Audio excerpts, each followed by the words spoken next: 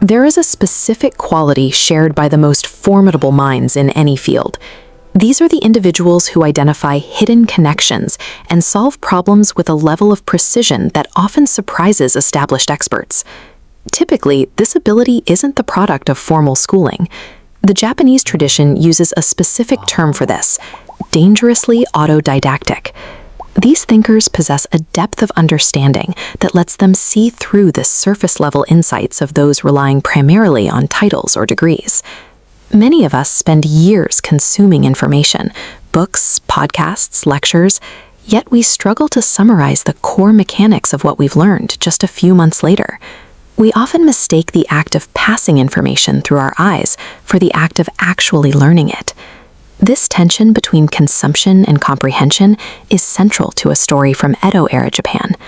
A young scholar named Kaou spent 2 years under a master calligrapher, copying every text with flawless precision. By any external measure, he was an exemplary student. One afternoon, the master pointed to a single character Kaou had just finished, a visually perfect replica, and told him he had failed. He told Kaou he had successfully copied the form, but he understood nothing of the character's meaning, its origin, or its weight. This illustrates a common breakdown in learning. It is possible to reproduce the correct answer or mirror the correct technique while remaining entirely hollow underneath. We often spend our education mastering the shape of expertise without ever touching the foundational principles that make it work. Following the master's instruction, Kaou spent 4 hours sitting with that single character. He discovered true comprehension requires a level of friction that simple repetition avoids. He was no longer just recognizing a symbol, he was finally learning it. This is the first principle, Rikai, or deep comprehension. It is the process of seizing an idea so thoroughly that it becomes a reconstructible part of your own mind. If you cannot explain a concept to someone with no background in the subject, you don't yet understand it. To practice this, slow down. Spend an entire afternoon on a few pages rather than a few chapters.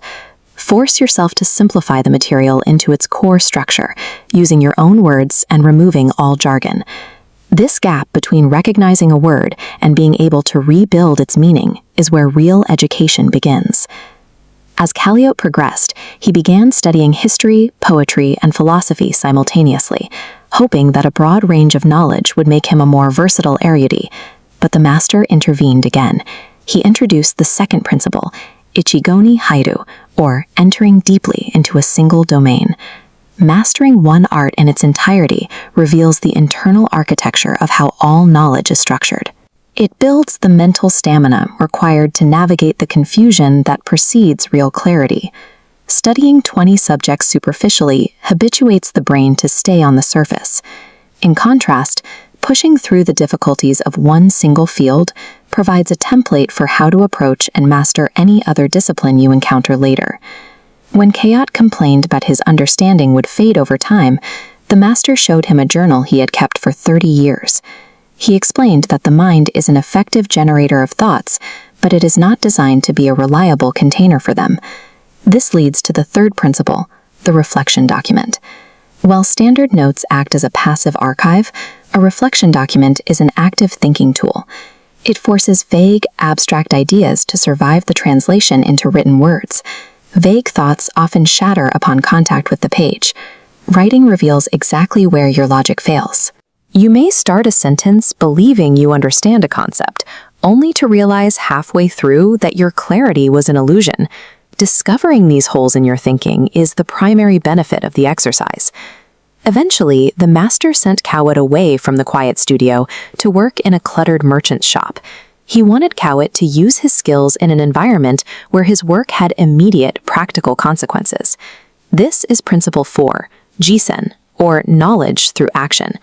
Theoretical understanding often collapses when it meets the friction of the real world. By drafting letters for a merchant under time constraints and specific requirements, Kaou's calligraphy transitioned from studio performance to a functional skill. For whatever you are currently studying, identify a way to apply it to a real-world scenario within the next 2 weeks.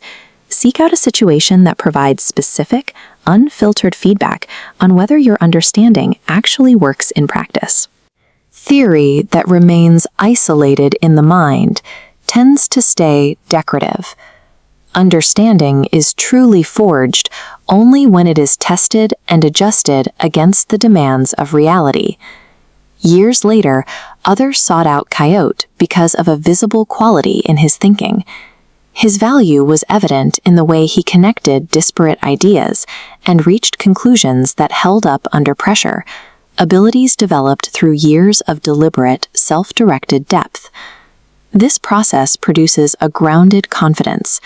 You develop a clear sense of what you truly understand, and just as importantly, you recognize the precise limits of your understanding. You no longer require external validation to confirm your own competence. This path is slower and often lonelier than conventional education. It lacks the immediate praise of grades or certificates. However, it is the only way to build an intellect that is capable of thinking through the world on its own terms. Your education is happening now, outside of any classroom. Close this video and pick one concept you have wanted to grasp for months. Spend the next 30 minutes deconstructing it until you can explain it in its simplest form. Your training begins with that first half hour.